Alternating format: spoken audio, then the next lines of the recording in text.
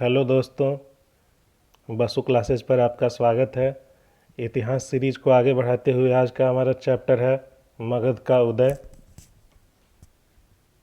सर्वप्रथम मगध का उल्लेख अथर्ववेद में मिलता है। मगध के उत्कर्ष के पीछे कई भौगोलिक, आर्थिक और राजनीतिक कारण थे। मगध की राजधानी राजगृह कई पहाड़ियों से घिरी हुई थी जो शत्रु के आक्रमण से रक्षा करती थी। मगध की दूसरी राजधानी पाटलिपुत्र गंगा, गंडक तथा सोन नदियों के संगम पर स्थित एक जल दुर्ग की तरह थी। कई नदियों के कारण इस क्षेत्र का आर्थिक व्यापारिक महत्व भी था। मगध के दक्षिण में यानी कि आज का झारखंड, मगध के दक्षिण में प्रचुर प्राकृतिक संसाधन भी थे। मगध के दक्षिण में लोहे के भंडार का फायदा अस्त्र शस्त्र और कृषि उपकरण बनाने में मिला। मगध को एक के बाद एक कई महत्वाकांक्षी शासक मिले जिन्होंने सैन्य और कूटनीतिक कदमों से मगध का विस्तार किया। मगध का संस्थापक वृहद्रथ को माना जाता है। महाभारत और पुराण के अनुसार वृहद्रथ का पुत्र जरासंध था। मगध में 4 राजवंश हैं: हर्यक वंश, शिशुनाग वंश, नंद वंश, मौर्य वंश। इसमें 3 वंश को हम लोग देखेंगे इस चैप्टर में। मौर्य वंश एक अलग चैप्टर बनेगा।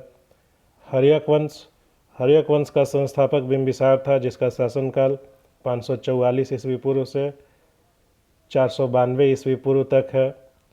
इसने राजगृह को राजधानी बनाया। बिंबिसार का एक बहुत ही प्रसिद्ध चिकित्सक था जिसका नाम जीवक था। जीवक ने गौतम बुद्ध और अवंती के राजा प्रदोत्त का इलाज किया। बिंबिसार प्रथम शासक था जिसने वैवाहिक गठबंधन द्वारा राज्य को मजबूत करने का प्रयास किया, अपना साम्राज्य को मजबूत करने का प्रयास किया, मगध साम्राज्य को। इनकी एक पत्नी थी महाकोसला, जिनका एक अन्य नाम कौशल देवी था, जो कौशल की राजकुमारी थीं। एक अन्य पत्नी चेलन्ना, जो वैशाली की राजकुमारी थी। चेलन्ना ही अजातशत्रु की माँ थी, जो आने वाले राजा हैं। एक अन्य पत्नी क्षेमा थी, जो पंजाब के मद्र देश की राजकुमारी थीं। बिंबिसार का एक महत्वपूर्ण उपलब्धि है अंग को मगध में मिलाना, अंग को जीत के मगध में मिलाना, और अंग में अजातशत्रु को जिम्मेवारी दी गई। बिंबिसार के बाद अगला शासक है अजातशत्रु, जो इसका पुत्र भी है। अजातशत्रु का शासनकाल 492 ईस्वी पूर्व से 460 ईस्वी पूर्व। 492 ईस्वी पूर्व में पिता की हत्या कर शासक बना अजातशत्रु। अजातशत्रु ने अपने पिता की हत्या की बात बुद्ध के सामने स्वीकार भी किया। इसने वैशाली तथा काशी को जीतकर मगध में मिलाया। अपने मंत्री वसाकर को अजातशत्रु ने वैशाली भेजा था ताकि यह लिच्छवी संघ में फूट डाल सके, और वसाकर जो है अपने उद्देश्य में कामयाब भी रहा। बुद्ध के महापरिनिर्वाण के बाद प्रथम बौद्ध सम्मेलन का आयोजन राजगृह में हुआ। उस समय शासक अजातशत्रु ही थे।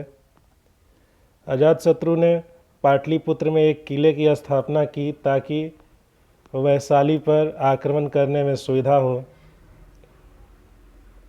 2 महत्वपूर्ण अस्त्र हैं, महाशिला कंटक और रथ मुसल, जो कि उस समय नया इसका प्रयोग हुआ था। अजातशत्रु ने प्रयोग किया था लिच्छवियों के विरुद्ध, महाशिला कंटक और रथ मुसल।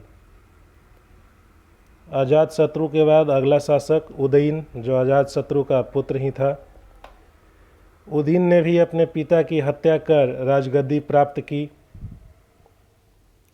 गंगा, सोन, गंडक के संगम पर पाटलिपुत्र नगर की स्थापना किया तथा राजधानी बनाया। उदयीन के बाद अगर अंतिम हर्यक वंश के शासक का बात करें, हर्यक वंश का अंतिम शासक नागदशक था। हर्यक वंश के बाद अब शिशुनाग वंश शुरू होता है। शिशुनाग वंश का संस्थापक शिशुनाग था।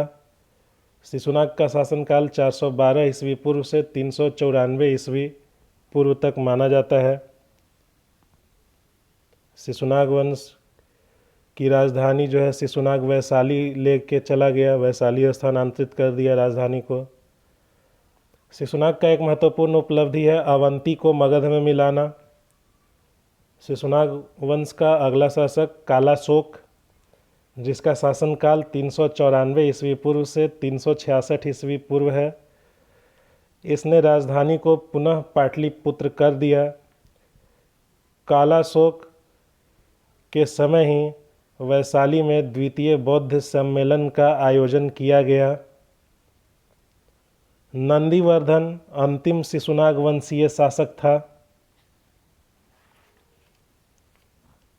इसके बाद नंदवंश का संस्थापक महापद्म नंद थे।